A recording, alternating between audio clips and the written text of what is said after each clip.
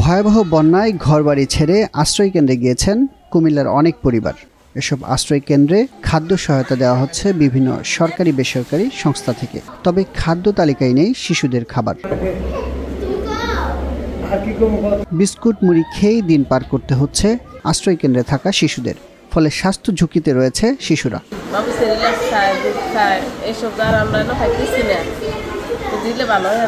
অত্যন্ত দুঃখের বিষয়, এখানে বিশেষ করে 40-50 জনের মতন বাচ্চা আছে, তাদের জন্য কিন্তু কোনো খাবার বাচ্চাদের দেওয়ার মতন 5 মাইয়া 6 মাইয়া 1 বছরের বাচ্চা কোনো খাবার এই পর্যন্ত আমাদের কাছে আসে না। তা আমি হৃদয়বান ব্যক্তিদেরকে আহ্বান জানাচ্ছি, বিশেষ করে বাচ্চাদেরকে খাওয়ানোর জন্য কিছু খাবার যদি আপনারা দেন তাহলে উপকৃত হবে। অভিভাবকরা জানালেন, প্রয়োজনীয় খাদ্য সংকটের কারণে বেশ উচ্ছৃঙ্খল হয়ে পড়েছে শিশুরা।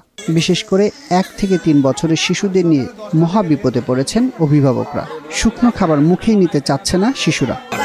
খাবার নাই, আবার পানি লাগিয়ে আইতে পারে না, আবার গিয়ে আনতেও পারে না।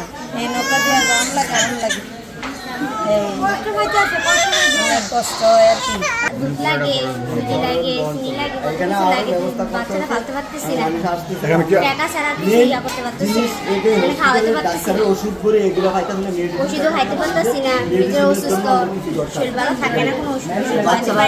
বাচ্চা দিয়েছে না, বাচ্চা দিতে পানি কান যে অনেক কষ্ট হইতেছে, খানা দানা কষ্ট দেয় হইতে আছে, যে খানা নাই, গাড়িতে পানি, সুগার মেয়েছেন পানি, রান্না করে বেড়াতে করতে পারি, আনতে পারে না, হাট বাজারে যেতে পারে না।